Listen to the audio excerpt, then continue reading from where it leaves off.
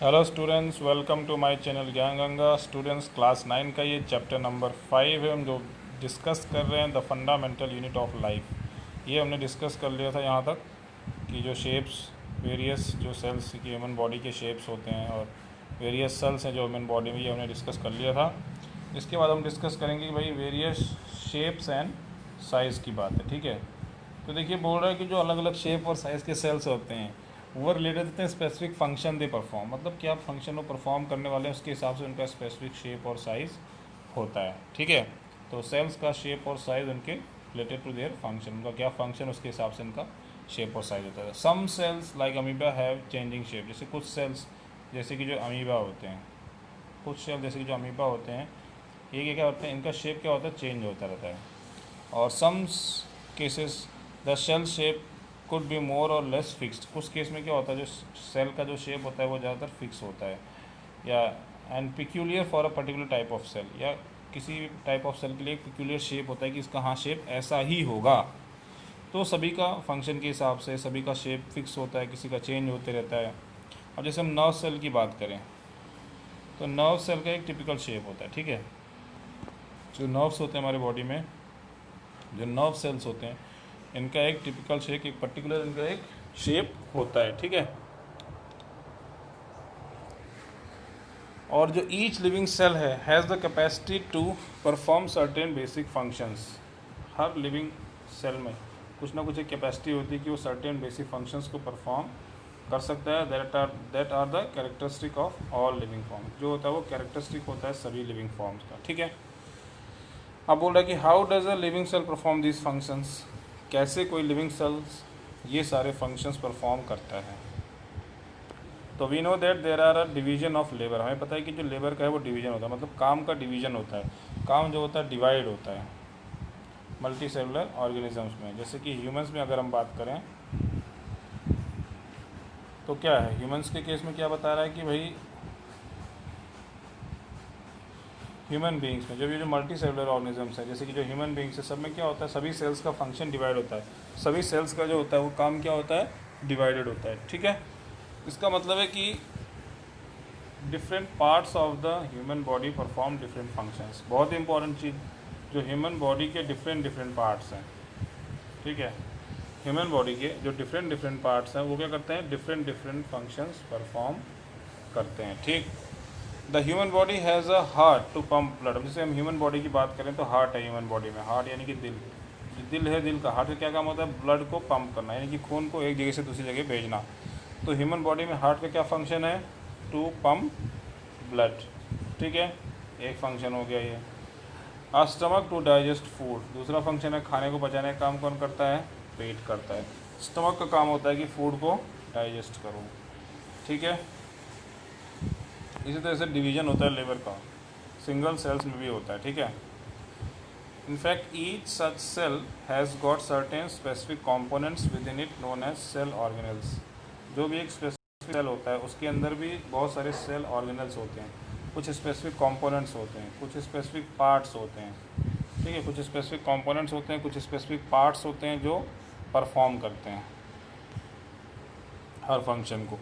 तो सेल के अंदर भी कुछ कंपोनेंट्स होते हैं जो एक कोई पर्टिकुलर फंक्शन परफॉर्म करते हैं। ठीक, उसे बोलते हैं ऑर्गेनल्स। तो सेल के अंदर क्या होते हैं, ऑर्गेनल्स होते हैं, पर्टिकुलर फंक्शन को परफॉर्म करते हैं। तो सेल के अंदर जो ऑर्गेनल्स होते हैं वो एक स्पेसिफिक फंक्शन परफॉर्म करते हैं। ठीक, फिर बता रहा है कि each kind of cell organelle perform a special function. हर सेल ऑर्गेनल मतलब सेल के अंदर कुछ स्पेसिफिक पार्ट्स जो होते हैं वो क्या करते हैं, एक स्पेशल फंक्शन परफॉर्म करते हैं। ठीक है, तो एक सेल ऑर्गेनल क्या करता है, एक स्पेसिफिक फंक्शन परफॉर्म करता है। जैसे कि such as making new material in the cell, जैसे मान लो जो न्यू मटेरियल बनाना है सेल में वो कर रहा है, या clearing up the waste material from the cell, या सेल में से जो वेस्ट मटेरियल है उसको क्लियर करना है। इस तरह के सारे काम्स हर ऑर्गेनल का अपना अपना फंक्शन होता है। तो आपको ये याद रखना है कि हर ऑर्गेनल का अपना अलग अलग फंक्शन होता है। ठीक है, a cell is able to live and perform all its functions because of these organelles. कोई भी जो सेल होती है वो ये कर सकती है कि कर सकती है या परफॉर्म कर सकती है सभी फंक्शंस को। क्यों, बिकॉज ऑफ दीज ऑर्गेनेल्स, यानी कि कोई सेल जो होती है वो लिव करती है, परफॉर्म करती है डिफरेंट डिफरेंट फंक्शंस को बिकॉज ऑफ दीज ऑर्गेनेल्स। अगर सेल के अंदर ये ऑर्गेनेल्स ना हो तो वो सारे फंक्शंस को अच्छे से परफॉर्म ना कर पाए। ठीक है, these organelles together constitute the basic unit called cell. और ये सेल के अंदर जो सारे ऑर्गेनेल्स होते हैं, सारे जो डिफरेंट डिफरेंट पार्ट्स होते हैं, जो डिफरेंट डिफरेंट फंक्शन परफॉर्म होते हैं, जिनको हम ऑर्गेनेल्स बोलते हैं, तो सेल के अंदर जो डिफरेंट होते हैं, जो डिफरेंट डिफरेंट फंक्शंस परफॉर्म करते हैं, ये क्या बनाते हैं? Basic unit called the cell. ये बनाते हैं एक basic unit called the cell, जैसे कि हम सेल कहते हैं, वो बेसिक यूनिट ये बनाते हैं। यानी कि सारी जो बेसिक यूनिट है, जो किसी भी ऑर्गेनिज्म की बेसिक यूनिट है सेल है, वो किसके द्वारा बनी है? ऑर्गेनल्स के द्वारा मिल के बनी है। यानी कि सारे ऑर्गेनल्स मिल के, all these organelles together constitute the basic unit called the cell. And it is interesting that all cells are found to have some or same organelles। जितने भी सेल्स होते हैं लगभग सब में सेम ऑर्गेनल्स होते हैं।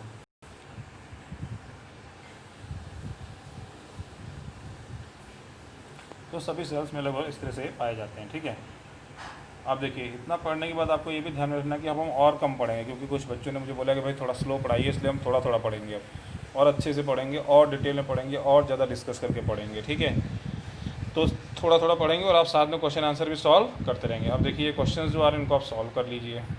ठीक, इसके बाद नेक्स्ट पॉइंट हमारा शुरू हो रहा है, what is cell made up of, what is the structural organisation of a cell. भाई सेल किसकी बनी होती है, सेल का जो स्ट्रक्चरल ऑर्गेनाइजेशन है वो क्या है।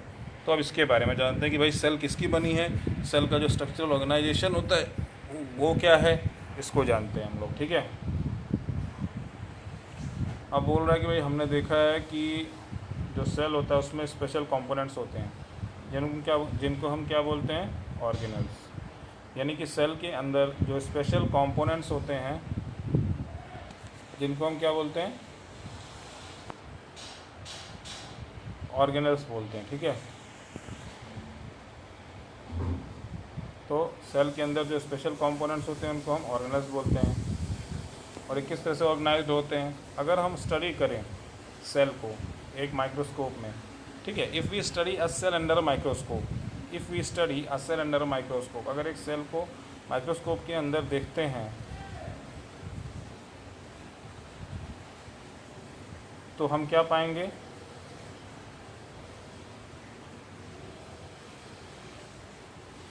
Three features. ठीक है, थ्री फीचर्स पाएंगे, three features in most every cell. जो आपको सेल में मेनली फीचर्स मिलेंगे वो क्या क्या मिलेंगे आपको? तो पहला है प्लाज्मा मेम्ब्रेन, दूसरा है न्यूक्लियस, और तीसरा है साइटोप्लाज्म। ठीक है, तो मेन प्लाज्मा मेम्ब्रेन है, एक मेन न्यूक्लियस है और एक साइटोप्लाज्म है। तो ज़्यादातर सेल्स में आपको ये चीज़ ज़रूर मिलेंगी। ठीक है, और जो ऑल एक्टिविटीज़ होती है, जितनी भी सारी एक्टिविटीज़ होती हैं सेल के अंदर, और जो भी इंट्रैक्शंस होते हैं सेल में अपने इन्वायरमेंट के साथ, are possible due to these features. वो सारी एक्टिविटीज़, वो सारे इंट्रैक्शंस सब के सब किसकी वजह से पॉसिबल हैं? इन्हीं फीचर की वजह से पॉसिबल है। ठीक है,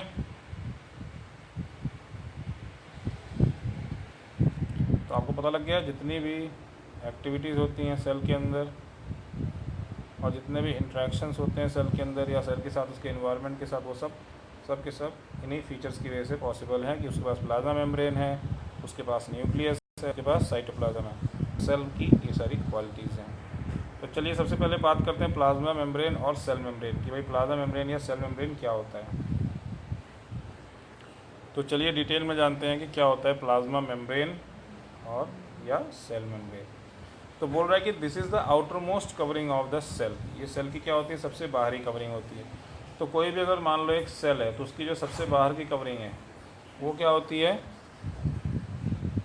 प्लाज्मा मेम्ब्रेन या सेल मेम्ब्रेन। तो सबसे बाहर की कवरिंग या आउटर मोस्ट कवरिंग जो होती है सेल की, उसी को बोलते हैं प्लाज्मा मेम्ब्रेन या सेल मेम्ब्रेन। ये क्या करता है? It separate the content of the cell from its external environment. ये सेल के सारे कंटेंट्स को उसके एक्सटर्नल इन्वायरमेंट से सेपरेट कर देता है। ठीक, तो इसका काम है कि ये सेपरेट करे सेल के सारे कंटेंट्स को एक्सटर्नल इन्वायरमेंट से, यानी कि सेल के अंदर सारी चीज़ों को सुरक्षित रखा है और बाहर की चीज़ों से बचाता है। कौन? प्लाज्मा मेम्ब्रेन या सेल मेम्ब्रेन। ठीक है, तो आपको ये याद रखना है कि जो प्लाज्मा मेम्ब्रेन है या जो सेल मेम्ब्रेन है, ये क्या करता है कि सेल के अंदर सारी चीज़ों को पैक रखता है और इसे बाहर की चीज़ों से बचाता है, बाहरी इन्वायरमेंट से बचाता है। फिर बता रहा था plasma membrane allows or permits the entry and exit of some materials. जो प्लाज्मा मेम्ब्रेन है या सेल मेम्ब्रेन है, ये कुछ मटेरियल्स की एंट्री को, आना जाने को रोकता, मतलब अलाउ करता है, किसी की एंट्री किसी की एग्जिट को मैनेज करता है। सेल के अंदर और सेल के बाहर कैसे चीज़ें आएंगी जाएंगी, ये इनको अलाउ करता है। कौन अलाउ करता है? Plasma membrane. तो प्लाज्मा मेम्ब्रेन का काम होता है कि किसी चीज़ को अलाउ करना या परमिट करना, उसकी एंट्री को या उसके बाहर जाने आने को, किसी मटेरियल के सेल के अंदर कौन सा मटेरियल जाएगा, सेल के बाहर से कौन सा मटेरियल बाहर, सेल के अंदर से कौन सा मटेरियल बाहर आएगा, सेल के अंदर कौन सा मटेरियल जाएगा, इन सारी चीज़ों को कौन रेगुलेट करता है? Plasma membrane. ठीक है, इन सारी चीज़ों को कौन रेगुलेट करता है? Plasma membrane. ठीक है, it also prevents movement of some other materials. ये और भी चीज़ों के मटेरियल्स को रोकता है। The cell membrane therefore is called a selectively permeable membrane. तो सेल मेम्ब्रेन का एक और नाम दिया गया है, क्या? ये एक सेलेक्टिवली परमिएबल मेम्ब्रेन है, क्योंकि ये कुछ चीज़ों को अलाउ करती है और कुछ चीज़ों को रोकती है। मतलब जो जरूरी चीज़ें हैं उन्हीं का आना जाना हो सकता है, अपनी मर्जी से कोई चीज़ सेल के अंदर आना जाना नहीं कर सकती। तो प्लाज्मा मेम्ब्रेन या सेल मेम्ब्रेन को हम सेलेक्टिवली परमिएबल मेम्ब्रेन इसलिए बोलते हैं क्योंकि ये सेलेक्टिव है, कुछ चीज़ों को अलाउ करती है, कुछ चीज़ों को अलाउ नहीं करती, मतलब हर चीज़ को अलाउ नहीं करती है। जो इसको चाहिए, जो इसको निकालना है अंदर से बाहर या जिसको बाहर से अंदर लेना, उसी को करता है। सभी चीज़ों को ये अलाउ नहीं करता है। ठीक है, तो प्लाज्मा मेम्ब्रेन या सेल मेम्ब्रेन क्या है? सेलेक्टिवली परमिएबल है। ठीक है, अब कैसे ये मूवमेंट होता है सेल के अंदर भाई? ठीक है, कैसे सब्सटेंसेस अंदर बाहर करते हैं? तो अब बता रहे हैं कि जैसे कुछ सब्सटेंसेस लाइक कार्बन डाइऑक्साइड या ऑक्सीजन है, ये कैसे मूव करते हैं? They move across the cell membrane by the process called diffusion. एक प्रोसेस हो गई डिफ्यूजन के द्वारा। तो डिफ्यूजन के द्वारा कुछ चीज़ें हो जाती हैं, जैसे कार्बन डाइऑक्साइड हो गया, ऑक्सीजन हो गया, तो ये सारी चीज़ें किसके द्वारा मूव करती हैं? डिफ्यूजन के द्वारा। आपको ये ध्यान में रखना है कि कुछ सब्सटेंसेस जो मतलब कार्बन डाइऑक्साइड जैसे कि ऑक्सीजन हो गया, जैसे कि ये सब्सटेंसेस क्या करते हैं? मूव करते हैं अक्रॉस द सेल मेम्ब्रेन। ये सेल मेम्ब्रेन के क्रॉस मूव करते हैं by a process called diffusion. किस प्रोसेस के द्वारा? डिफ्यूजन के द्वारा। तो आपने एक चीज़ जान लिया कि जो कार्बन डाइऑक्साइड है और जो ऑक्सीजन है, ये सेल के अंदर बाहर किस प्रोसेस द्वारा करते हैं? डिफ्यूजन के द्वारा। ठीक, फिर बता रहा है कि we have studied the process of diffusion earlier in chapter. हम पहले डिफ्यूजन के बारे में पढ़ चुके हैं। हमने ये देखा कि there is a spontaneous movement of a substance from a region of high concentration to a region where its concentration is low. तो देखिए, कोई भी चीज़ अगर मान लो कोई चीज़ कहीं ज़्यादा है, मान लो ये चीज़ यहाँ ज़्यादा है और ये चीज़ यहाँ कम है, तो ऑब्वियस सी बात है कि ज़्यादा से कम की तरफ चीज़ों का मूवमेंट होता है। तो वही समझा रहा है, there is a spontaneous movement, अपने आप मूवमेंट होने लगता है। जब कोई चीज़ कहीं ज़्यादा हो जाती है तो वहाँ से और उससे दूसरी जगह पे जहाँ मतलब उसका कांटेक्ट हो, तो वहाँ पर वो क्या करेगा? रीजन ऑफ हाई कॉन्सेंट्रेशन से। तो रीजन ऑफ हाई कॉन्सेंट्रेशन मतलब जहाँ पे कोई चीज़ ज़्यादा है, वहाँ से region of where concentration is low, तो रीजन ऑफ लो कॉन्सेंट्रेशन में ऑटोमेटिक करने लगता है। ठीक है, तो आपको ये याद रखना है कि कोई भी चीज़ मूव करती है डिफ्यूजन में स्पॉन्टेनियसली, कैसे? रीजन ऑफ हाई कॉन्सेंट्रेशन से रीजन ऑफ लो कॉन्सेंट्रेशन में। ठीक है, जहाँ पे हाई कॉन्सेंट्रेशन होगा वहाँ से लो कॉन्सेंट्रेशन की तरफ मूव करेगा, यानी कि जहाँ कोई चीज़ ज़्यादा हो वहाँ से वो कम की तरफ मूव करती है। ठीक है, ये मैंने आपको पहले भी समझा चुका है इसके बारे में एक बार। तो कोई भी चीज़ रीजन ऑफ हाई कॉन्सेंट्रेशन से लो कॉन्सेंट्रेशन में मूव करेगी। ठीक, इसके बाद हो रहा है something similar to this happen in cells. ऐसा ही कुछ होता है सेल में। क्या? For example some substances like CO2 which is cellular waste, जो सेलुलर वेस्ट है, या required to be excreted out by the cell. जैसे CO2 जब सेलुलर वेस्ट के रूप में है और उसको सेल के बाहर निकालना है, तो ये क्या होता है? एक्यूमुलेट हो जाता है हाई कॉन्सेंट्रेशन में सेल के अंदर। एक जगह जब ये एक जगह एक्यूमुलेट होगा मतलब इकट्ठा होगा। जब ये एक जगह इकट्ठा होगा, एक्यूमुलेट होगा हाई कॉन्सेंट्रेशन में सेल के अंदर कहीं पर। ठीक, फिर उसका मूवमेंट होगा in the cell's external environment. Cell के जो बाहर का जो एक्सटर्नल इन्वायरमेंट है, the concentration of CO2 is low as compare to that of the inside cell. तो होगा क्या, सेल के अंदर जैसे मान लीजिए कॉन्सेंट्रेशन ज़्यादा हो गया तो बाहर के एनवायरनमेंट में कम होगा। ठीक, तो सेल के अंदर मान लो जब CO2 का कॉन्सेंट्रेशन बढ़ गया और सेल के बाहर जब CO2 का कॉन्सेंट्रेशन कम है तो बढ़े हुए कॉन्सेंट्रेशन से कम कॉन्सेंट्रेशन की तरफ अपने आप CO2 मूव करने लगेगा, तो वो सेल के अंदर से सेल के बाहर आने लगेगा। As soon as there is a difference of the concentration, जैसे ही कॉन्सेंट्रेशन का डिफरेंस होता है CO2 का inside and outside a cell, जैसे ही कॉन्सेंट्रेशन डिफरेंस होगा तो CO2 क्या होगा, मूव करेगा out of the cell from a region of high concentration to a region of low concentration outside the cell by the process of diffusion. तो diffusion की process में क्या होता है, चीज़ें यही होती हैं। तो क्या होगा, CO2 क्या होगा, मूव करेगा आउटसाइड द सेल, कहाँ से, from the region of high concentration. ठीक है, कहाँ से मूव करेगा, from the region of high concentration to a region of low concentration. ठीक है, आउटसाइड द सेल ये मूव कर जाएगा। किस प्रोसेस के द्वारा, डिफ्यूजन के द्वारा। तो आपने यहाँ बहुत अच्छे से समझ लीजिए कि डिफ्यूजन में किस तरह से चीज़ें हायर कॉन्सेंट्रेशन से लोअर कॉन्सेंट्रेशन की तरफ मूव करती हैं। ठीक है, इसी तरह से जो O2 है वो एंटर करता है सेल के अंदर by the process of diffusion when the level of concentration of O2 inside the cell decreases. इसी तरह से जब मान लो ऑक्सीजन का कॉन्सेंट्रेशन अगर सेल के अंदर कम हो जाता है तो ऑक्सीजन इन्वायरमेंट से बाहर से सेल के अंदर घुसता है। कब, कॉन्सेंट्रेशन ऑफ O2 अगर मान लो कम हो गया तो सेल के अंदर, तो बाहर जब हाई होगा तो बाहर से अंदर की तरफ मूव करेगा O2।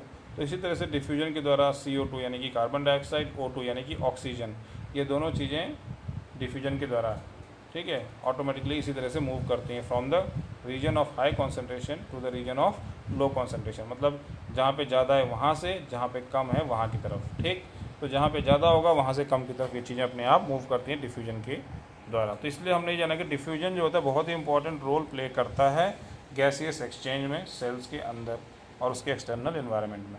तो आपने ये समझ लिया कि भाई जो डिफ्यूजन है ये बहुत ही इंपॉर्टेंट प्रोसेस है जो एक इम्पॉर्टेंट रोल प्ले करता है किसमें, गैसियस एक्सचेंज में। ठीक है, गैस के एक्सचेंज में बिटवीन द सेल्स के बीच में, as well as the cell and its external environment, cells के बीच में और उसके एक्सटर्नल इन्वायरमेंट में। तो सेल और उसके एक्सटर्नल इन्वायरमेंट में दोनों में गैसियस एक्सचेंज किसकी वजह से होता है, डिफ्यूजन की वजह से होता है। और कैसे होता है, from the region of high concentration to the region of low concentration. ठीक है, अब बता रहा है water also obeys the law of diffusion, जो वाटर है ये भी लॉ ऑफ डिफ्यूजन ओबे करता है, ये भी जो है रीजन ऑफ हाई कॉन्सेंट्रेशन से लो कॉन्सेंट्रेशन में मूव करता है। और जब वाटर का मूवमेंट होता है इस तरह से सेलेक्टिवली परमेबल मेम्ब्रेन यानी कि प्लाज्मा मेम्ब्रेन या सेल मेम्ब्रेन से, तो जब पानी मूव करता है, ठीक है, होता है इस तरह से through such A selectively permeable membrane is called what, is called osmosis. तो इसको हम क्या बोलते हैं, ऑस्मोसिस बोलते हैं, यही आपको याद रखना है, OSMOSIS। ऑस्मोसिस क्या होता है, the movement of water molecule through the selectively permeable membrane is called osmosis. तो वाटर का मूवमेंट जब इस तरह से हो region of higher concentration to the region of lower concentration, तो इस प्रोसेस को क्या बोलते हैं, इस प्रोसेस को बोलते हैं ऑस्मोसिस। ठीक है, तो स्टूडेंट्स ये हमने एक पेज पूरा बहुत अच्छे से, पूरा एक एक लाइन, पूरा एक एक शब्द बहुत डिटेल में डिस्कस कर लिया है। तो आज हम एक ही पेज डिस्कस करेंगे और इधर बीच हम एक ही पेज डिस्कस करेंगे ताकि आप इसको अच्छे से पढ़ पाएँ, इसको अच्छे से समझ पाएँ और एक एक क्वेश्चंस आप भी सॉल्व कर पाएँ। सॉल्व भी करना है, लिखना भी है, याद भी करना है, वीडियो भी देखना है और वीडियो पसंद है तो उसको शेयर भी करना है ताकि आपके फ्रेंड्स भी इससे हेल्प ले सकें। और ये क्लास 9 के बच्चों के साथ साथ उन सभी को हेल्प करेगा जो भी बेसिक लेवल की साइंस प्रिपेयर कर रहे हैं, जो भी बेसिक लेवल की साइंस प्रिपेयर कर रहे हैं किसी भी एग्ज़ाम के लिए। तो ऑस्मोसिस क्या होता है, प्लाज्मा मेम्ब्रेन क्या होता है, सेलेक्टिवली परमेबल मेम्ब्रेन क्या होता है, ठीक है, डिफ्यूजन क्या होता है, तो ये सारी चीज़ें आपको पता होनी चाहिए किसी भी मतलब एग्ज़ाम के लिए अगर आप प्रिपेयर कर रहे हो। तो ये NCERT की बुक से पढ़ा रहा हूँ जो बहुत ही इंपॉर्टेंट होती है, तो इसको पूरा अच्छे से पढ़िए, समझिए। तो ये पेज नंबर 59 हमने कंप्लीट कर दिया, ऑस्मोसिस तक हमने डिस्कस कर लिया। इसके बाद ये पेज नंबर 6 करेंगे। ठीक है, तो स्टूडेंट्स आज के लिए इतना ही, मिलेंगे नेक्स्ट प्रेजेंटेशन में। Thank you.